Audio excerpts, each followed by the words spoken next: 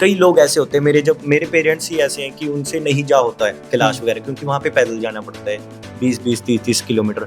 मेरा ये मोटिव था सोशल मीडिया में आने का सबसे पहले ये कि जहाँ लोगों से दर्शन नहीं कर होते, तो मेरा ये था कि मैं उन सभी को दर्शन करवाऊँ वहाँ पर जाके।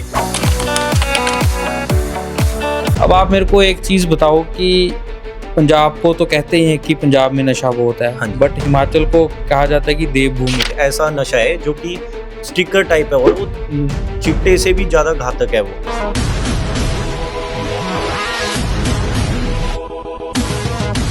कि कोई ऐसा अनोखा मंदिर जिसकी स्टोरी भी अलग हो, मंदिर भी अनोखा हो। सांगचून महादेव मंदिर है जो कि कुल्लू में है। वहाँ का ऐसी मान्यता है जैसे कईयों की शादी नहीं हो पा रही होती कास्टिज्म की वजह से या कोई भी रीजन है। अच्छा, मतलब पुलिस आ ही नहीं सकती वहाँ हाँ पे। जी। जो देवता होते हैं हिमाचल में वो क्या है, कौन होते हैं, भगवान होते हैं? हमारे इधर ये है कि हर जगह के देवी देवता अलग अलग हैं, बट हम ऐसे बोल सकते हैं जैसे रूप बोल सकते हैं, महादेव जी के रूप है। आज तक हिमाचल में आप इतनी जगह घूमे हो, कोई ऐसा मंदिर आप बताओ जिसके चमत्कार को साइंस भी प्रूव नहीं कर पाई? ज्वाला देवी माता जी है वहाँ पे, आज भी ज्वाला दिख ही रही है, सभी दुनिया को दिख रही है। कई साइंटिस्ट कहते हैं कि पहले भी आए थे, बट आज भी उनको ये नहीं पता लगा कि वो कैसे ज्वाला वहाँ पे आ रही है। हिमाचल के इंटरनल लोग सरकार के बारे में क्या सोचते हैं, जो भी सरकार ने टोल टैक्स बढ़ाया है? पहले 40 था, अभी 70 हुआ, अब 170 रुपए कर दिया है। जब कोई पीएम या सीएम या कोई भी जा रहा होता है तो उनके कोई टोल टैक्स नहीं कटते हैं, वो सीधा निकलेंगे। फंसते कौन है? हम जैसे आम जनता है। अब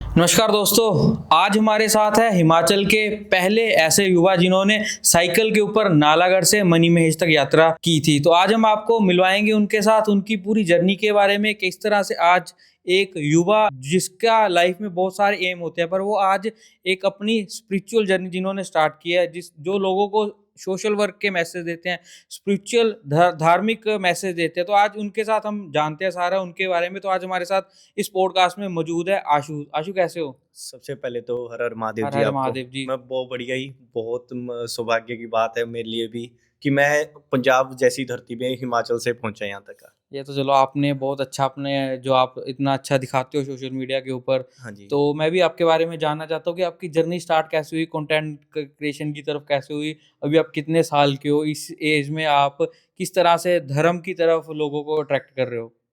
तो आपने देखा होगा कि कुछ टाइम पहले टिकटॉक चलता था, तब मेरा बहुत मन था कि टिकटॉक पे हम भी वीडियोस बनाएं। तो मैं बनाता भी था, बट मेरे पास तब फ़ोन नहीं था इतना बढ़िया आईफोन। आप देख सकते हो कि आईफोन सबसे बेस्ट क्वालिटी के होते हैं वीडियोस बनाने के लिए। बट तब मैं पढ़ रहा था 10th 11th में था, उसके बाद फिर मैं नहीं कर पाया वो। बट जैसे ही मैं कॉलेज में आया तब मैंने अपने मतलब फ़ोन ले लिया मैंने साथ ही, और मेरा ये था सोशल मीडिया पे आने का। मैं देखता था कि हम जैसे मणिमहेश कैलाश यात्रा करने जाते हैं दूर दूर, कई लोग ऐसे होते हैं, मेरे पेरेंट्स ही ऐसे हैं कि उनसे नहीं जा होता है कैलाश वगैरह, क्योंकि वहाँ पे पैदल जाना पड़ता है 20-20 30-30 किलोमीटर।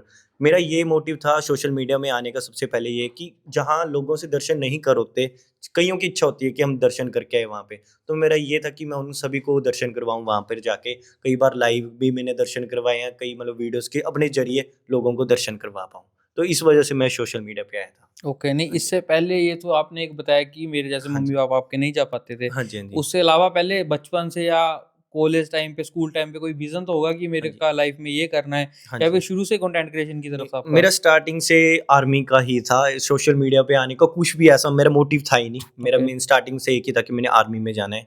फिर मैं एनसीसी में गया कॉलेज के थ्रू, बट किसी में अपना 100% नहीं दे पाया था पहली भर्ती में। मेरे पास सी होल्डर हूँ मैं, 1 HP बटालियन सी सोलन में रहा हूँ मैं। 3 साल मैंने आर्मी के और पुलिस के साथ भी लगाए ट्रेनिंग पे, बट मैं अपना 100% नहीं दे पाया था, इस वजह से मैं भर्ती नहीं हो पाया था। उसके बाद मैं सोशल मीडिया की अपनी जर्नी मैंने शुरू की थी फिर। ओके, जैसे हाँ अब जी। आपने कहा कि मैं लोगों को वहाँ पे जाके दर्शन करवाना चाहता हाँ हूँ। जी, हाँ जी। आपको क्या पता था कि डे 1 से आपका कंटेंट चलेगा? स्ट्रगल तो रही होगी इसके हाँ जी, पीछे भी आपको स्टार्टिंग चलाने तो के लिए? बहुत मतलब ऐसे मैं लोकल अपने तारा देवी माता जी के मंदिर में जाता था। फिर एक अक्षय प्राशर जी हैं, वो बिलासपुर साइड के हैं, तो उनकी वीडियोस देखता था मैं तब बाइक पे। तब मेरे पास बाइक नहीं, तब मेरे को बड़ा अच्छा लगता था उनकी, मतलब आप बोल सकते हो कि अगर मैंने किसी को देख के शुरुआत की है तो अक्षय प्राशर को ही शुरू की है, मतलब उनकी वीडियोस देख के। तो वहाँ से मैंने अपनी जर्नी शुरू की थी उनको देख के कि ऐसी वीडियोस बनानी है, क्योंकि उनका कंटेंट भी ऐसा रहता था कि मंदिरों में जाना, है ये वो, तो वहाँ से मैंने स्टार्टिंग करी थी उनको देख के ही। ओके, तो इस टाइम पे जो कंटेंट क्रिएशन में सबसे ज़्यादा चैलेंजिंग क्या रहता है? स्पोर्ट रहती है, कॉन्फिडेंस रहता है, या फिर मनी प्रॉब्लम रहती है? मेरे हिसाब से सबसे ज़्यादा तो 2 चीज़ें, एक कॉन्फिडेंस और मनी प्रॉब्लम बहुत होती है। दुनिया को लगता है कि ये वीडियोज़ बना रहे हैं आराम से, इनके पास मतलब दुनिया की सोच ऐसी है कि पता नहीं कितना अगर पैसा आ रहा है इनको, बट आपको मेरे को पता है पैसा ऐसा नहीं आता है। पैसा पहले लगाना पड़ता है खुद से। अगर हमने शूट भी करना है, लाखों-लाखों के फ़ोन लेने पड़ते हैं। 40 मतलब आईफ़ोन लेना है, चलो आज की ये टाइम है, 40-50 हज़ार में आईफ़ोन बढ़िया आ जाता है। बट ये है कि कहीं हमने दूर जाना है तो ट्रैवलिंग का खर्चा, होटल का खर्चा, मतलब पैसा बहुत लगता है, तो कॉस्ट भी ज़रूरी है इसमें। तो फिर पैसा भी आप ज़रूरी कैसे बियर करते थे अपनी प्रो सारा, क्योंकि ये फैमिली पीछे सपोर्ट करती थी, या फिर आपने इसके अलावा कुछ और अपना रखा था जो अपना मतलब फाइनेंशियल बर्डन को ख़त्म करने के लिए? वैसे तो देखो मेरे पेरेंट्स ने हमेशा ही सपोर्ट किया है, कभी मतलब कोई भी चीज़ चाहिए होती तो मना नहीं करते थे। बट ये था कि मैंने अपनी जर्नी शुरू करनी है तो मैंने खुद से ही स्टार्टिंग करी थी। अभी लोगों को, दुनिया को ये लगता है कि आशु आज मज़े ले रहा है, यहाँ-यहाँ बढ़िया-बढ़िया जगह जा रहा है, आज हर जगह घूम रहा है, लोग बुला रहे हैं, बट वो ये नहीं देखते हैं। जब मैंने अपनी जर्नी शुरू करी थी, मैं कॉलेज में था फर्स्ट ईयर में, मेरा एक फ्रेंड है रुद्र, उसका एक फ्रेंड था हैप्पी करके ही। मैंने अपनी जर्नी शुरू वहाँ से की है। मैंने सबसे पहले अपना फ़ोन लिया एक फैक्ट्री लग के। मैं फैक्ट्री लगा था सबसे पहले, मतलब पेरेंट्स को पता नहीं था क्योंकि मेरे जो डैड हैं वो भी मतलब प्राइवेट लाइन के हैं, वो किसी बढ़िया पोस्ट में, बट उनको पसंद नहीं था कि ऐसे मैं बीकॉम कर रहा हूँ और लेबर इसमें लगूँ फैक्ट्री में। तो मैंने वहाँ से स्टार्टिंग की अपनी, मैं महीना फैक्ट्री में गया, वहाँ से मैंने पैसे इकट्ठे करके मैंने सबसे पहले अपना फ़ोन लिया था। तो ओके। उसके बाद मैंने अपनी जो जर्नी थी इसकी फेसबुक और इंस्टाग्राम, यूट्यूब की, वहाँ से शुरू की थी। अच्छा, तो फिर जब आपने घर पे बताया कि मेरे को कंटेंट क्रिएशन करनी है, मेरे को हाँ इसी जी। में अपना करियर बनाना है, अब फुल टाइम ही कर रहे हो आप हाँ, कंटेंट अब तो क्रिएशन? फुल टाइम बोल सकते हो आप। तो फिर पहला पेरेंट्स का क्या रिएक्शन था? मान गए थे या फिर लड़ाई करनी पड़ी थी इस नहीं, चीज़ के लिए? 5-6 महीने तो मतलब वो उनको, क्योंकि देखो पेरेंट्स को हमारे पता ही नहीं है कि हुँ, यूट्यूब वगैरह क्या चीज़ है, जो रियलिटी है। अब उनको पता है, बट तब मतलब उनको पता नहीं था, नॉलेज नहीं थी कि ये गलत साइड जा रहा है। अपना मतलब ये कॉलेज भी कर रहा है और साइड में ये मेरे पास प्लस पॉइंट था कि जैसे मैं कॉलेज जाता था तो साथ-साथ करता था, तो इतना मतलब पेरेंट्स को नहीं पता लगता था कि यूट्यूब क्या कर क्या रहा हूँ मैं। तो उनको 3-4 महीने बाद पता लग गया था, जब छोटे-छोटे बच्चे मतलब घर आना शुरू कर दिया था। मतलब एक बार तो ऐसा हुआ था कि मैं रेस्टोरेंट में गया था अपने पापा-मम्मी के साथ, तो वहाँ पे एक मतलब काफ़ी उम्र की लेडीज़ आ गए थे मिलने ना, तो घर वाले देख रहे थे कि इससे फ़ोटो क्यों खिंचा रहे हैं ये? तो मैं उनको समझा नहीं पाया, तो फिर मैंने उनको बताया था कि एक मतलब वीडियोज़ वगैरह देखते हैं, तो उन्होंने खुद ही बता दिया कि बहुत अच्छी वीडियोज़ लगती हैं आपकी। तो घर वाले फिर उसके बाद खुश हो गए थे कि ओके, मतलब कुछ बढ़िया ही कर रहा है लाइफ़ में। ओके। नहीं, आपको मतलब आज के टाइम पे बहुत लोगों को यही लगता है कि ये फालतू के काम है, हाँ इसमें जी, हाँ कोई भी जी। करियर नहीं है, हाँ जी। या इसमें कोई भी स्कोप नहीं है। तो आपके अकॉर्डिंग है इसमें करियर बनाया जा सकता है? आज आप देख सकते हो कि बॉम्बे, दिल्ली, यूपी वाले कहाँ तक पहुँच गए हैं। हमारे हिमाचल में ही ये चीज़ है अभी तक जो बची है, कि लोगों को अभी भी अवेयर नहीं है कि सोशल मीडिया एक बहुत बढ़िया प्लेटफ़ॉर्म है। अब देखो हर चीज़ का समय होता है। आज से आप पहले देखोगे, सबसे पहले रेडियोज़ चलते थे, हमारे जो परदादा वो उनको बोल सकते हैं उनके टाइम में।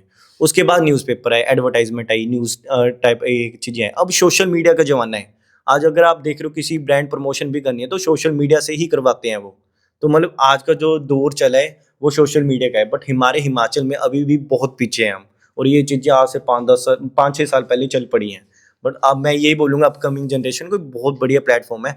ये चीज़ बस टाइम मांगती है और 100% जो दिल से वो चीज़ मांगती है, बट सोशल मीडिया बहुत बढ़िया चीज़ है। ये तो अभी आपने सारी अपनी जर्नी ऊपर-ऊपर से बता दी है। हाँ जी। मैं डीप पूछना चाहता हूँ कि फर्स्ट वीडियो कब वायरल हुई थी? कितनी वीडियो डालने के बाद आपकी वीडियो वायरल हुई थी? हाँ जी। कितने फॉलोअर्स कैसे बढ़े थे आपके? हाँ जी। कैसे लोगों ने पहचानना शुरू किया आपको? तो थोड़ा डिटेल में आप बताओ मेरे को हाँ जी। कि कितनी वीडियोज़ डालने के बाद पता, क्योंकि लोगों को ना तो नॉलेज होती है पहले इंस्टाग्राम, सोशल मीडिया की, हाँ जी। यूट्यूब की, ठीक है? एल्गोरिथम समझना पड़ता है, सब कुछ नीच अपनी कन्फर्म करनी पड़ती है कि हमें किस फील्ड में काम करना है। तो वो सब चीज़ें बेसिक किस तरह से क्लियर हुआ था आपको? मैं 2023 में मतलब सबसे पहले अपने बड़े भाई के साथ, जो कि फॉरेस्ट डिपार्टमेंट में है, वो ना हर साल मतलब मणिमहेश कैलाश जाते थे, तो बचपन से मैं भी सोचता था कि मैंने भी जाना है मणिमहेश कैलाश। तो मैं 2023 के एंडिंग में गया था उनके साथ मणिमहेश कैलाश, तो मैंने वहाँ पे सबसे पहली वीडियो बनाई थी, बट मैंने वो तब नहीं डाली, मैंने 2024 में डाली थी, और वो वीडियो हिट कर गई थी। एक मतलब पहले 1 लाख हुई, फिर मतलब दूसरे तीसरे दिन देख रहा हूँ 5-6 लाख। उसके बाद मेरे फॉलोअर्स भी नए-नए आने लगे, यूपी, बिहार, वहाँ से मैसेज आने लगे कि भाई हमने भी आना है यहाँ, आपका हिमाचल बहुत प्यारा है ये वो। उसके बाद फिर मैंने वो उसके बाद जर्नी शुरू करी थी फिर। ओके, हाँ फिर फुल टाइम आप इसके ऊपर तरफ आ गए, हाँ मतलब जी। ज़्यादा स्ट्रगल करना नहीं पड़ा आपको, मैं अगर कहूँ तो। स्ट्रगल तो बहुत करना पड़ा क्योंकि जिस एरिया से मैं आता हूँ नालागढ़ बद्दी, वहाँ पे लोगों को नॉलेज नहीं थी तब हुँ। सोशल मीडिया की। नहीं, लोग जैसे हाँ जी। मज़ाक भी हाँ। उड़ाते होंगे स्टार्टिंग में। हाँ जी, मज़ाक तो बहुत उड़ाया ही मेरा स्टार्टिंग में, मतलब लोग, मतलब इतना हो चुका था कि 5-6 महीने बाद मेरे बाइक तक तोड़ दिया था कइयों ने। हुँ। आज तक पता तो नहीं लगा किसने तोड़ा, बट इन द एंड आपको पता है कि पता लग ही जाता है। मेरा बाइक तक तोड़ दिया था, मतलब हेट की वज़ह से लोगों ने, कि ये जिनको नॉलेज थी कि ये चीज़ क्या कर रहा है। मतलब लोग हँसते भी थे कि क्या कर रहा है बेल्ला, ये घूम रहा है, वीडियोज़ बना रहा है, ये वो है। आपको पता है ये चिढ़ाने वाले लोग होते हैं, बट मैंने वो ज़्यादा अपने मतलब बर्डन नहीं बनाने दिया अपने माइंड में। मैंने इग्नोर किया, मैं अपना काम करता रहा।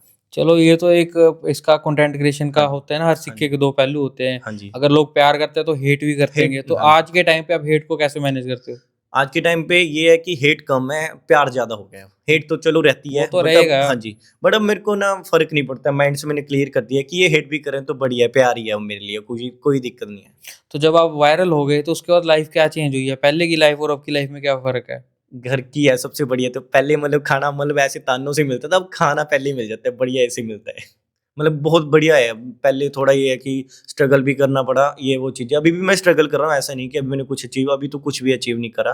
100 में से 1% भी नहीं बोल सकते हो आप। अभी लाइफ में बहुत कुछ करना है, बहुत कुछ सोचा भी है, आगे करेंगे भी। बट ये है कि सोशल मीडिया पे आने के बाद अब 2 साल हो ही चुके हैं लगभग मेरे को, तो बहुत बढ़िया हो चुका है सब। तो अभी तक आप कहाँ-कहाँ हिमाचल पूरा कवर कर लिया आपने? हिमाचल तो लगभग सारा ही मैंने कवर ओके, कर अब लिया है। आप हिमाचल भी घूमते हो, हाँ जी, हाँ जी। पंजाब भी हाँ घूमते जी। हो। अब मेरे को दोनों कल्चर के बारे में आप या तो कुछ डिफरेंस बताओ या हाँ फिर जी। आपको दोनों कल्चर्स में क्या अच्छा लगता है वो बताओ? देखो आपने हिमाचल, पंजाब बहुत बढ़िया अपनी-अपनी जगह दोनों, बट ये एक चीज़ बड़ी अच्छी लगती है, हिमाचल के लोग बड़े शरीफ होते हैं और पंजाब के दिलदार बंदे होते हैं वो। अभी आपने देखा होगा थोड़े टाइम पहले मैं होला मोहल्ला में आया था, तो यहाँ पे जब लंगर लगते हैं तो वो ये नहीं देखते हैं कि बंदा कौन है, ये वो, मतलब दिलदार होते हैं, हर चीज़ के लंगर है। जहाँ गन्ने का रस मिल रहा है 20-30 का, उन बंदों ने लंगर ही लगा रखे हैं, लिम्का के, कोका कोला के, मैं देखा बड़ा अच्छा लगता है ये। और हमारे इधर ये है कि मतलब जैसे कोई आपदा में फँस जाए तो मतलब हमारे लोग बड़े शरीफ होते हैं, बढ़िया होते हैं लोग, पहाड़ के शरीफ होते हैं, वो भी बड़ी हेल्प करते हैं। अभी थोड़ा 1 साल पहले ही आपने देखा होगा कि आपदा भी आ चुकी थी। तो आपदा में ये था कि हमारे हिमाचल में लोगों ने हेल्प नहीं करी किसी ने इतनी, हमारी सरकार ने भी नहीं किया, वो सबको पता है, इसमें नो डाउट है। बट जो पंजाब के लोग थे, खाल साइड वाले हैं जैसे, सब वो ऐसे बंदे हैं ना पंजाब के, हर जगह हेल्प करने पहुँच जाएँगे। हमारे नालागढ़ बद्दी में भी पहुँचे थे, ऊपर पहाड़ी क्षेत्र में पहुँचे थे। अभी आपने एक शिमला में व्यक्ति को भी देखा होगा जो कि पंजाब के हैं, सिख हैं वो। उन बंदों ने हर टाइम लंगर लगा रखा है, आपदा में भी, ऐसे भी हॉस्पिटलों में। तो ये बहुत बढ़िया चीज़ है ये। जैसे आप देख सकते हो हमारे इधर पहाड़ी धाम होती है, बड़ी फ़ेमस है पहाड़ी धाम। तो ये हमारी हिमाचल की बहुत बढ़िया चीज़ है। और पंजाब का कल्चर है लंगर, मतलब बहुत अलग-अलग है, डिफ़रेंस है, बहुत मज़े हैं दोनों कल्चरों में। बट मेरे को एक चीज़ नहीं समझ आई कि जो हिमाचल, पता नहीं मेरे को, कि पहले का तो मेरे को पता था कि हिमाचल के लोग पंजाब में लड़की की शादी करने से क्यों डरते हैं? देखो, मैं आपको एक चीज़ बताता हूँ, जब मैं होला मोहल्ला में आ रहा था ना पिछले साल, हुँ। तो लोगों के माइंडसेट में ये बन गया था कि गलत जगह जा रहे हैं, वहाँ पे लड़ाइयाँ होंगी, ये वो, कि मत जाओ, ऐसे पहाड़ वालों को मार रहे हैं। तो ऐसा कुछ नहीं है मेरे हिसाब से, देखो अपना-अपना माइंडसेट है, ऐसा कुछ नहीं है। मेरे कई दोस्त हैं जिनकी शादियाँ भी पंजाब में हुई है, रोपड़ में हुई है, अनंतपुर में हुई है, ऐसा कुछ नहीं है। वो हर बंदे की अपनी माइंड, वो है, चीज़ें हैं ये बस। चीज़ का अगर मैं बोलूँ तो ये फ़िल्मों का ज़्यादा उसका हाँ जी। इम्पैक्ट है कि पंजाब की इमेज वैसी बना दी है कि हाँ वहाँ जी। के लोग लड़ते हैं, हाँ जी, हाँ जी। वहाँ के तो मतलब हर हाँ तरफ जी। लड़ाई के लिए हाँ जी, हाँ जी। तैयार रहते हैं, क्योंकि ये फ़िल्मों का इफ़ेक्ट है। हाँ जी। क्योंकि बहुत अलग-अलग तरह की धारणाएँ बनी हुई कि पंजाब के लोग दहेज बहुत माँगते हैं, हुँ। वहाँ पे ऐसा होता है, वैसा होता है, बट ऐसा कुछ नहीं है। हाँ जी। आपने खुद ही बताया कि हाँ मेरे जी, हाँ जी। फ्रेंड है, उनकी शादी हुई हुई नहीं, है। ऐसा तो मुझे भी कहीं देखने को नहीं मिला। अब आप मेरे को एक चीज़ बताओ कि पंजाब को तो कहते ही हैं कि पंजाब में नशा बहुत है, हाँ जी। बट हिमाचल को कहा जाता है कि देवभूमि है। हाँ जी। अब वो देवभूमि दिन पर दिन नशे की भूमि क्यों बनती जा रही है? आपका इसके बारे में क्या ओपिनियन है? क्या इसके पीछे सरकार रिस्पॉन्सिबल है या फिर कुछ और वहाँ पे चीज़ें जो आज तक ना तो सोशल मीडिया के ऊपर आई है या जिससे अभी तक हम जान नहीं पाए हैं? देखो, जैसे हमारे हिमाचल को देवभूमि हिमाचल बोला जाता है, देवी देवताएँ वास करती हैं यहाँ पर। बट जैसे आप देखोगे पंजाब में हम सुनते थे, आम बातें थी कि वहाँ पे नशा ये है, चिट्टा है, ये वो चीज़ें। अब हमारे हिमाचल में चिट्टे से भी ज़्यादा नशे आ चुके हैं। अभी थोड़े दिन पहले आपने न्यूज़ सुनी होगी, एक ऐसा नशा है जो कि स्टिकर टाइप है और वो चिट्टे से भी ज़्यादा घातक है वो। तो ये क्या है कि अभी जब से कोरोना के बाद ये हमारे जो नशा बोल सकते हो ये ज़्यादा फैल चुका है हमारे हिमाचल में। जितनी भी बाउंड्रीज़ है, जैसे आप बद्दी नालागढ़ का एग्जांपल ले लो, उन्ना का एग्जांपल ले लो, ये इस एरिया में सबसे ज़्यादा चिट्टा है इस टाइम फैला हुआ। कांगड़ा ले लो, कांगड़ा में भी सबसे ज़्यादा चिट्टा फैला हुआ है और ये सारा ही चिट्टा बाहर से आ रहा है। अब ये हम बोल सकते हैं कि सरकारों की भी है। अब सबसे पहली बात तो हमारी खुद की भी वही है कि हम बाहर से ऐसे लोगों को क्यों ही नहीं आने दे रहे हैं अपने अंदर इधर। अब ये तो है नहीं कि कोई चिट्टा बेच रहा है कि वो सीधा आके बेच रहा है, दुकानों में बेच रहा है। खुद हमारी भी ज़िम्मेदारी है ऐसे लोगों को बाहर निकालने। तो कह सकते हैं कि हमारे लोगों की भी है इसमें कुछ गलतियाँ। नहीं, सरकारों की अंदर तो आने होती ही देने है। का मतलब किस तरह से, मतलब अंदर कि बाहर से एंटर कैसे हो रहा है? वो तो अब जो बॉर्डर के ऊपर पुलिस बैठी है बॉर्डर, वो। अब पुलिस देखो वो कैसे आ रहे हैं वो तो हम बोल नहीं सकते, वो तो सभी को पता है। हम्म, अब कोई आके किसी प्लेस में गाँव में आ रहा है, बेच रहा है, तो कोई मिली भगत बोल सकते हैं हम। कुछ बंदे अंदर भी तो हैं, तभी तो वो चिट्टा लेके अंदर से बेच रहे हैं सारे। बिल्कुल। ये तो हमारी खुद की भी ज़िम्मेदारी है ऐसे लोगों को पकड़ के बाहर निकालें। ये खुद भी हमारे लोकल हिमाचलियों की भी ज़िम्मेदारी है ये। मतलब 50-50 बोल सकते हैं, बोल सकते सिस्टम हैं। भी रिस्पॉन्सिबल है, स हम हाँ लोग जी, खुद भी। मतलब कह सकते हैं हम खुद भी रिस्पॉन्सिबल है इस चीज़ में। हम ओके। सरकारों को तो चलो बोल ही सकते हैं कि हाँ, उनकी है, बट हमारी खुद की भी ज़िम्मेदारी है ऐसे लोगों को बाहर निकालें। मतलब कई आप देखोगे कई बोलते ही नहीं है, सरेआम चिट्टा बिक रहा है तो बोलेंगे नहीं। मतलब देखो आप देख सकते हो कि आप देखोगे कि आज को कई कितना क्राइम हो गया हमारे नालागढ़ बद्दी से लेके हर एक देवभूमि हिमाचल में, और ये चीजें नहीं होती थी। अब लोग इतना डर चुके हैं, अगर सामने कोई चिट्टा भी बिक रहा है ना तो वो नहीं बोलेंगे पुलिस पे जाने को, क्योंकि वो डरेंगे कि वो बंदा कल को इन फ्यूचर उनके साथ कुछ गलत ना कर दे। हर एक बंदे का यही होता है कि सेफ ही रहे, आगे बढ़ते रहें। बट इसकी वजह से जो हमारे जो बच्चे हैं इन फ्यूचर, जो आने वाली पीढ़ी है, वो तो खत्म होगी होगी।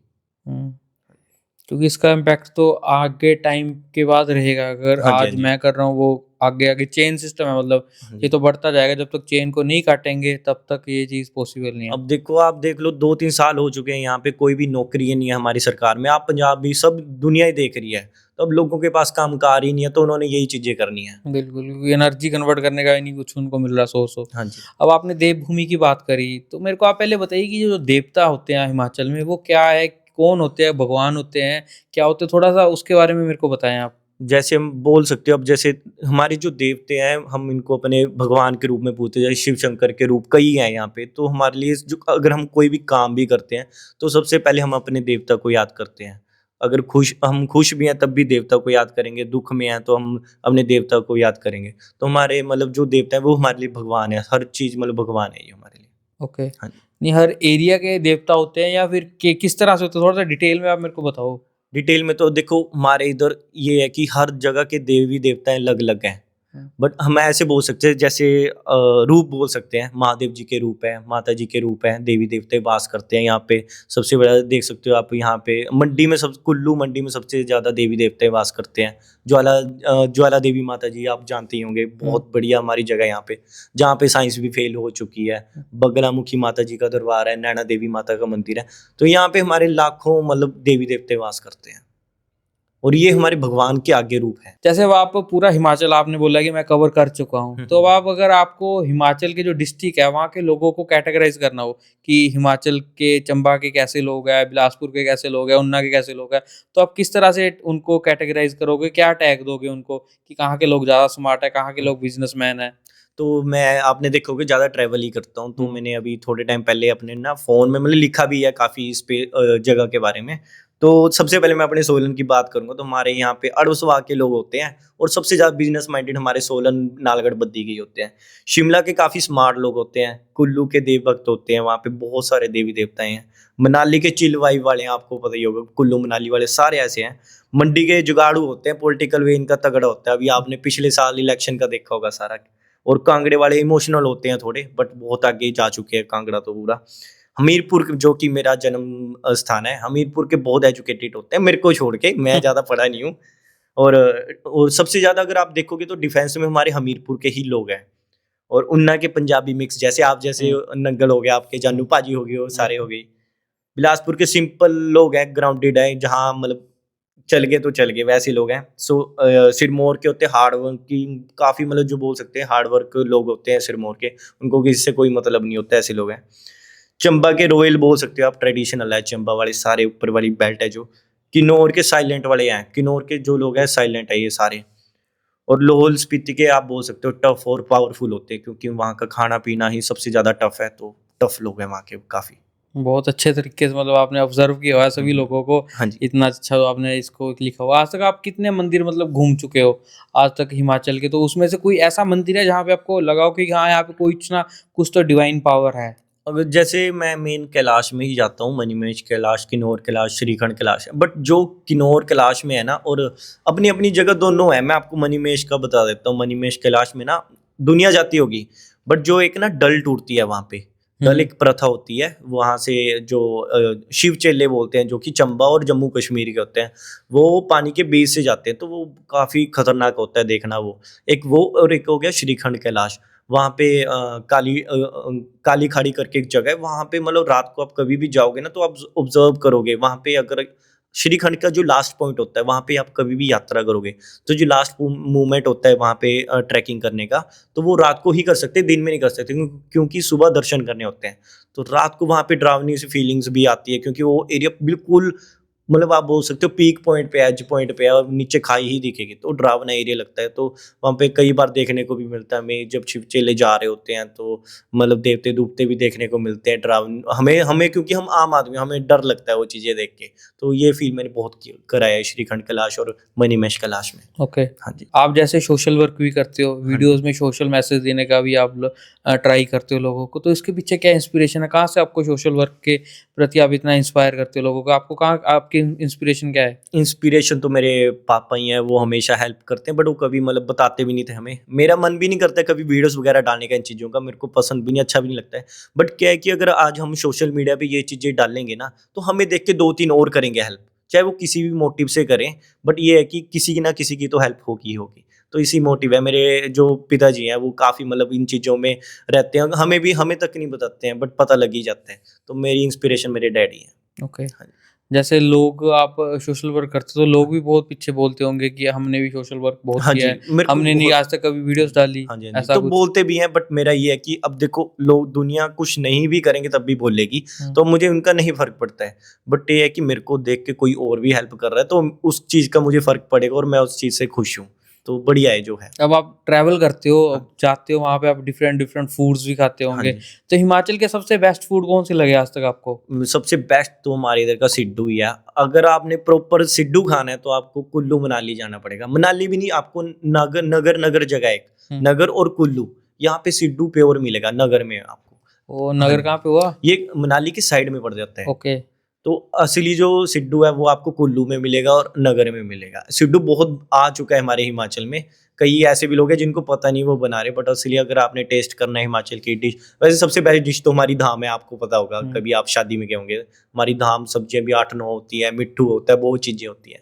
पर आप सिड्डू ज़रूर ट्राई करना मनाली से साइड में। नहीं, हाँ पहचान जी। कैसे सिड्डू की? अगर मैंने 1-2 बार तो खाया है, बट हाँ जी, हाँ कैसे जी। पता चलेगा कि वो असली ऑथेंटिक टेस्ट वही है उसका? असली तो देखो ये है कि जब आप असली सिड्डू खाओगे ना तो उसमें घी की क्वांटिटी बहुत ज़्यादा होगी। नहीं, एक घी तो हाँ एक जी, तो मीठा हाँ जी, सिड्डू होता है, एक हाँ जी, हाँ होता है जी, नमकीन, तो हाँ जी। नमकीन में भी घी डाल के घी देते हैं? तो मेन वही है, सिड्डू अच्छा, में घी डलता ही है। ओके। वो अब आप कौन-सा सिड्डू खा रहे हो वो आप पे डिपेंड है, बट असली अगर आप कभी भी सिड्डू खाओगे ना तो आप खुद ही टेस्ट से पहचान जाओगे कि हाँ, ये चीज़ अलग है। अब आपने धाम की बात करी, धाम भी 3-4 तरह की होती है, हाँ जी, मंडियाली धाम हो गई, कांगड़ी बिलासपुरी, धाम, हाँ कांगड़ी, जी। तो फ़र्क क्या है इनमें? फ़र्क तो देखो 2-3 सब्जियों का होता है, बट सबसे बेस्ट जो धाम मानी जाती है वो कांगड़ी धाम मानी जाती है। उनके अच्छा। चावल ही लंबे-लंबे से होते हैं, मतलब वो खाने के बाद तो मज़ा आ जाता है। और धाम अगर आप कभी भी ट्राई करोगे तो जो पत्तल होते हैं ना, हुँ। पेड़ के जो हुँ, पत्ते हुँ। होते हैं उसे उसमें ट्राई करना, उसमें फ़ील आता है असली मज़ा खाने नहीं, का। मतलब पता कैसे चलता है कि ये कांगड़ी धाम है, ये मंडियाली धाम है, तो फ़र्क क्या है? टेस्ट सब्जियों का फ़र्क होता है हर नहीं, जगह। सब्जियों का फ़र्क हाँ, होता है या फिर सब्जियों में वैसे नाम अपना-अपना दे दिया उसका? वैसे नाम होती तो धाम लगभग सेम ही है, बट थोड़ी बहुत जो सब्जियाँ होती हैं वो अलग-अलग होती है किस बनाने तरह की। सब्जियाँ, मतलब क्या-क्या अलग अब मिलेगा? देखो कई जगह मिट्ठू भी बोलते हैं, मधाना भी बोलते हैं, हर हुँ, जगह का अलग-अलग बनाते हैं। कई ओके। बूंदी की भी बनाते हैं, कई अलग चीज़ों की बनाते हैं मिट्ठू। हुँ। खट्टा भी होता है, अलग-अलग जगह का होता है, तो टेस्ट में फ़र्क होता है इन चीज़ों में। आज तक हिमाचल में आप इतनी जगह घूमे हो, हाँ कोई जी। ऐसा मंदिर आप बताओ जिसके चमत्कार को साइंस भी प्रूव नहीं कर पाई हो? तो सबसे पहले तो हमारे ज्वाला देवी माता जी है, वहाँ पे आज भी ज्वाला दिख ही रही है, सभी दुनिया को दिख रही है। कई साइंटिस्ट कहते हैं कि पहले भी आए थे, बट आज भी उनको ये नहीं पता लगा कि वो कैसे ज्वाला वहाँ पे आ रही है।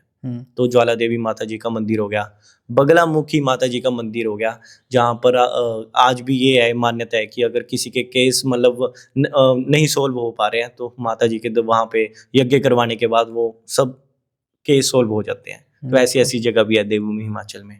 बिल्कुल।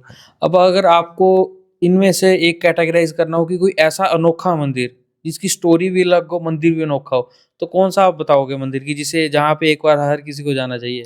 तो एक मंदिर है वहाँ पर, जैसे मतलब कि अगर आपकी कोई गर्लफ्रेंड है, नहीं, अभी तक तो नहीं है। अगर इन फ्यूचर मतलब जैसे आपने किसी के साथ शादी कराने का सोचा है, पेरेंट्स नहीं मान रहे हैं, चाहे कोई भी रीजन है, नहीं, मैं कास्टिज्म। मनवा के करूँगा अगर रही हुई भी तो ऐसा। नहीं, ओके। जैसे मतलब कईयों के होते हैं कि पेरेंट्स नहीं मानते कास्टिज्म की वजह से, रिलीजन जो भी है, तो कहा जाता है कि एक हमारे देवभूमि हिमाचल में एक सांगचूल महादेव मंदिर है जो कि कुल्लू में है। वहाँ का ऐसी मान्यता है, जैसे कईयों की शादी नहीं हो पा रही होती कास्टिज्म की वजह से या कोई भी रीज़न है, तो वहाँ पे वो जो कपल्स हैं वो वहाँ पे जाकर वो ऐसा स्थान है, वहाँ पर बैठ सकते हैं, वहाँ पे रह सकते हैं, जहाँ पर उनको कोई भी दुनिया में कोई मतलब तंग नहीं कर सकता, क्योंकि वहाँ पे महादेव का ही ऐसा आशीर्वाद है। वहाँ पे ना ही पुलिस किसी को हाथ लगाएगी जब तक मंदिर के अंदर है, और जब तक वो तब तक वो वापस नहीं भेजते जब तक उनके पेरेंट्स नहीं माने। अच्छा, हाँ मतलब पुलिस आ ही नहीं सकती वहाँ हाँ पे। जी, वहाँ तो पे इसके पीछे मान्यता है। स्टोरी क्या है, मतलब क्या है वहाँ पे, ऐसा क्यों है? तो किसी समय पर जो पांडव है वो हमारे देवभूमि हिमाचल के अज्ञातवास में आ रहे थे। तो उस समय उन्हें वरदान था कि जो पांडव हैं उन्हें मतलब कि कोई भी मनुष्य देख ना पाए, ये वरदान था। पर उस समय पीछे ही कौरव पड़े थे उनके। ये देखते हुए महादेव जी ने उनका मतलब जो कौरव थे उनका रास्ता रोके एक चट्टान में बन गए थे वो। तो ये मतलब उनको बचा लिया था उन्होंने। फिर उन्होंने एक मतलब वहाँ पे वरदान दे दिया था कि कोई भी ऐसे मनुष्य हैं जो मतलब हार चुके हैं हर चीज़ से, जिससे प्यार से, मतलब ठुकरा दिया ठुकरा समाज दिया ने है समाज ने, तो उस जगह पे ये वरदान था, इसी वजह से कि कि वहाँ उसकी पे उस मंदिर में उनको शरण मिलेगी। शरण ओके, मिलेगी, और ठीक है। पूरा मतलब अगर किसी की शादी नहीं हो पा रही है तो हुँ, उनकी वहाँ पे ज़रूर होगी। ओके। तो मंदिर में इसके अलावा और भी कोई नियम है वहाँ पे? नियम तो बहुत सारे हैं वहाँ पे, आप मदिरा का सेवन नहीं कर सकते हैं, कोई भी ऐसा धातु नहीं लेके आ सकते जिससे कि दूसरे को नुकसान हो। हुँ, मतलब नियम तो वहाँ पे बहुत ज़्यादा हैं। ओके, पुलिस भी उन्हें हाथ नहीं लगा सकती है जब तक, और पेरेंट्स भी उनको हाथ नहीं लगा सकते हैं जब तक उनकी रजामंदी ना हो। ओके। मतलब हाँ जी। वहाँ से अगर आप शरण ले ली तो आपको शादी करके आप वहाँ से हाँ, वापस आओगे, जब ये तक मतलब वरदान है। पेरेंट्स अलाउ नहीं करते, हाँ मतलब जी, मानेंगे नहीं उनके। ये जगह का वरदान है वहाँ पे। ओके, तो ये बहुत एक अलग इन्होंने जगह बताई है हमें, शंखचूल महादेव कुल्लू डिस्ट्रिक्ट में। तो और भी अगर आपको डिटेल में जानना है तो आप यूट्यूब के ऊपर इसके बारे में सर्च कर सकते हो। अब आप हिमाचल से हो, हाँ जी, पंजाब के लोगों ने तो अपनी जो प्रतिक्रिया है इस मुद्दे के ऊपर ऑलरेडी बता दी हुई है। हाँ जी, बट हिमाचल के इंटरनल लोग सरकार के बारे में क्या सोचते हैं? जो भी सरकार ने टोल टैक्स बढ़ाया है, हाँ जी। पहले 40 था, अभी 70 हुआ, अब 170 रुपए कर दिया है। तो हिमाचल के लोगों का इसके बारे में क्या कहना है? देखो, हमेशा आम जनता ही पिसती है। अब कोई भी देखो, चाहे पंजाब का है, चाहे हमारे हिमाचल का है। जब कोई कोई पीएम या सीएम या कोई भी जा रहा होता है तो उनके कोई टोल टैक्स नहीं कटते हैं, वो सीधा निकलेंगे। फँसते कौन है? हम जैसे आम जनता है अब। चाहे आप बोल रहे हो कि पंजाब वालों का इतना टैक्स लगा दिया, हम हिमाचल से हमारे से ही टैक्स लेते हैं। अगर आप कभी सोलन जाओगे तो धर्मपुर एरिया में हमारे से पैसे लेते हैं वो, हुँ, टोल टैक्स काटते हैं। कीरतपुर चल जाओ, कीरतपुर से हमारे से पैसे काटते हैं, ऊपर मंडी से ऊपर चल जाओ, हमारे से पैसे काटते हैं। तो यही नहीं है कि पंजाब से ले रहे हैं, मतलब इतना बुरा हाल हो चुका है। आम जनता है, मिडिल क्लास फैमिली है, वो ही पिसती है हर जगह। तो इनकी सरकारों के चक्कर में बस हम आम लोग, आप और हम जैसे लोग पिस रहे हैं। तो एक ये भी रीज़न है कि ये आप देख सकते हो, अब हम नालागढ़ से हैं। अगर हमने रोपड़ तक जाना है तो हमारे से भी टैक्स लेंगे। अब उन्ना वाले उन्होंने नंगल जाना है, तो जिनकी शादियाँ हो चुकी हैं वो तो टैक्स ही देते रह जाएँगे हर टाइम। बिल्कुल। तो ये भी बड़ा बुरा हाल है, इनकी सरकारों के चक्करों में आम जनता पिस रही है बस। वही है ना, हाँ मतलब जी। आप भी ये बोल रहे हो कि गलत बढ़ाया है है ये। गलत ही यही, हम हिमाचल क्योंकि के हैं। अगर टैक्स लेना तो एक नॉर्मल चार्जेस हाँ होते हैं, जी। अगर आपके सरकार के पास पैसे नहीं है तो ये हुँ। थोड़ी ना कि आप आम जनता को तंग कर दो। क्योंकि इतना तो, अगर हमें नंगल से मैहतपुर भी जाना है तभी हम 170 रुपए देंगे, अगर हमें 4 बार दिन में जाना पड़े तो फिर तो 4 बार हम पैसे दे के जा रहे हैं वहाँ पे। तो ये चीज़ मतलब आप भी एग्री करते हो कि गलत है ये गलत चीज़? है, देखो हम हिमाचल के हैं, हमारे से ही टैक्स ले रहे हैं। अगर हुँ, हमने सोलन तक भी जाना है तो धर्मपुर में हमारे से टैक्स लेते हैं गाड़ियों का, बिल्कुल। तो वो भी गलत ही है। अब आप जैसे नालागढ़ बद्दी से हो, हाँ जी। उसको इंडस्ट्रियल हब बोला जाता है, एशिया की सबसे बड़ी ट्रक यूनियन वहाँ पे है, इतना हाँ जी। पैसा है वहाँ पे, ठीक है। बट हिमाचल के आपकी बद्दी और नालागढ़ की डेवलपमेंट क्यों नहीं हो पाई? ना तो सड़क बनी हुई है, इतना पॉल्यूशन है वहाँ पे, इतना मतलब कुछ सिस्टमैटिक वे पे वहाँ पे है ही नहीं, तो इसके पीछे क्या रीज़न है, मेन रीज़न? देखो, सबसे पहले तो मैं इतना बोलूँगा कि पूरा देवभूमि हिमाचल हमारा इन नालागढ़ बद्दी न इसने ही चलाया है। बल्कि हिमाचल ही नहीं, बल्कि हमारा जो इंडिया भी है उसमें जीडीपी में भी बहुत हेल्प करता है हमारा नालागढ़ बद्दी। आप फार्मास्यूटिकल्स कंपनीज देखोगे ना, सिप्ला से लेके कोई भी बड़ी कंपनीज है तो वो हमारे नालागढ़ में है। कैडबरी जैसी, टीवीएस जैसी बड़ी बड़ी कंपनीज। सबसे बड़ी बात यह है कि ट्रक यूनियन है जो सबसे बड़ी एशिया की, इंडिया की नहीं एशिया की, वो हमारे नालागढ़ की है यूनियन। तब भी इतना पैसा होने के बाद भी हमारे आज तक रोड ही नहीं बने हैं यहाँ पे। अब इनकी सरकारों के चक्कर में, चाहे कोई भी सरकार हो, आम जनता ही पिसती है हर चीज में। यहाँ पे आज तक आप डेवलपमेंट की बात करो, यहाँ तक रोड नहीं बने। यहाँ पे किलोमीटर कोई रोड नहीं है नालागढ़ एरिया में जो आज तक वहाँ पे गड्ढे भरे होंगे। तो आम जनता क्यों चुप है? वो क्यों नहीं धरने लगा रही? धरने क्यों नहीं मांग उठा रहे हैं सरकार से? मांग तो देखो हर एक व्यक्ति ने वहां पे उठाई होगी। इतना प्रदूषण फैल चुका है, इतनी गंदी गंदी बदबू आती है इंडस्ट्री में, क्या बोल सकते हैं। अगर हमारा नालागढ़ अभी फिर बचा है थोड़ा बहुत, बद्दी अगर आप कभी जाओगे तो बहुत बुरा हाल हो चुका है वहां पे। आम जनता भी अब देखो कितना बोलेगी। अब अगर हम टोटली इस पे आगे कि हम वहां पे धरने लगा के बैठ जाए तो हम काम कार भी कैसे करेंगे? लोगों ने अपनी फैमिलीज भी देखनी है। ऐसा नहीं है कि लोग बोलते नहीं है, जनता बोलती नहीं है। जनता बहुत सालों से बोल रही है, 2-3 साल हो गए सभी को बोलते हुए, बट नहीं सुनती है सरकार, चाहे कोई भी रहे। नहीं सुन रहा है कोई भी। जब वोट मांगने आते फिर तब उस टाइम आप बोलते हैं, तब बोलते हैं कि थोड़े अब 2-3 महीने में जीतने के बाद बना देंगे, बट आपको पता ही है यही प्रोसीजर हर जगह का चलता है कि जरूर बनाएंगे, कुछ नहीं बनता ये पर। अगर कुछ आप नालागढ़ में, ये तो नहीं कि कुछ पोल्यूशन ही है वहाँ पे, रोड ही नहीं है, इसके अलावा कुछ घूमने के लिए भी होगा वहाँ पे घूमने के नालागढ़? लिए देखो ऐसे नहीं, अभी ये थोड़े टाइम पहले आप भी आए थे हमारे नालागढ़ में, बहुत अच्छी अच्छी जगह है। सबसे बढ़िया हरिपुर साहिब जी है, श्री हरिपुर साहिब जी है, इच्छाधारी मंदिर है, राजा का किला है जिसमें आप भी आए थे। और बहुत बढ़िया बढ़िया लोकेशन भी है हमारे नालागढ़ में। साई में मितिया माता जी का मंदिर है, काफी अच्छी अच्छी लोकेशन भी है। ऐसा नहीं है कि हमारे नालागढ़ बद्दी में गद्दी है, बहुत बढ़िया। देखो आप, सबसे बढ़िया बात यह है कि हमारे नालागढ़ बद्दी में पूरे इंडिया के लोग हैं। रोजगार सबसे ज्यादा हमारे पहाड़ों के लोगों को रोजगार इन्होंने ही दिया है। आपके उन्ना से, नंगल से सबसे ज्यादा लोग हमारे नालागढ़ बद्दी आते हैं। बिल्कुल। लोगों के घर चल रहे हैं नालागढ़ बद्दी से। बट सरकार को देखना भी चाहिए, वहां पे रोड तक तो बना दिया जाए। 2 दिन कमी है हमारे नालागढ़ में, नहीं हमारे नालागढ़ बद्दी जैसा कोई एरिया नहीं है। रोड बन जाए हमारे इधर, पोल्यूशन कंट्रोल में आ जाए, जो कि मतलब बहुत गंदगी वहाँ पे, एयर पोल्यूशन बहुत गंदा हो चुका है और गंदगी बहुत फैल चुकी है। अगर ये 2-3 चीजें ठीक हो जाए तो हमें कुछ नहीं चाहिए वहाँ पे, बिल्डिंग्स वगैरह, मॉल वगैरह कुछ नहीं चाहिए। वही ठीक है, बस ये चीजें हो जाए तो हमारा नालागढ़ बद्दी बहुत आगे है। ओके। अब आपका लाइफ में आने वाले टाइम में क्या गोल है? कहाँ तक आप खुद को देखते हो आने वाले 4-5 सालों में? क्या विजन है आपका? विजन तो ये है बस लोगों को दर्शन करवाने हैं। विजन तो देखो मैं इतना बोलूंगा कि ये है कि मैंने लाइफ में जो भी करना है, मैंने कुछ अलग ही करना है। बस भीड़ चाल में नहीं जाना है। मैंने अपने लाइफ में बहुत चीजें, गोल सोची है। इस साल मैं करूंगा भी और थोड़े टाइम में आपको दिखाऊंगा भी, और फिर आपके पास यहीं पे बैठूंगा। बस इतना बोल सकता हूँ कि लाइफ में मैंने बहुत कुछ सोचा है, वो मैं करूंगा जरूर। ओके। तो इसके अलावा अगर आप कुछ यूथ को लास्ट मैसेज देना चाहते हो अपनी तरफ से? बस यही है मैसेज कि जो आपके ड्रीम्स हैं उसको ना मरने मत देना, क्योंकि लाइफ एक बार मिली है। Enjoy the every moment of your life. कुछ नहीं पता कल सुबह हम देख पाएंगे नहीं देख पाएंगे। तो ये है कि बस लाइफ में जो है ना सोचा वो करो, मजे लो बस लाइफ के। तो थैंक यू सो मच आशु, बहुत अच्छा लगा आपके साथ आज बहुत बातचीत करके। हाँ जी। बहुत कुछ हमने भी सीखा आपसे, बहुत कुछ जानने को मिला हमें आपके हिमाचल के कल्चर के बारे में। तो उम्मीद करते हैं दोस्तों आपको भी आज का पॉडकास्ट अच्छा लगा होगा। तो मिलते हैं एक और नए पॉडकास्ट में, एक और नई स्टोरी के साथ।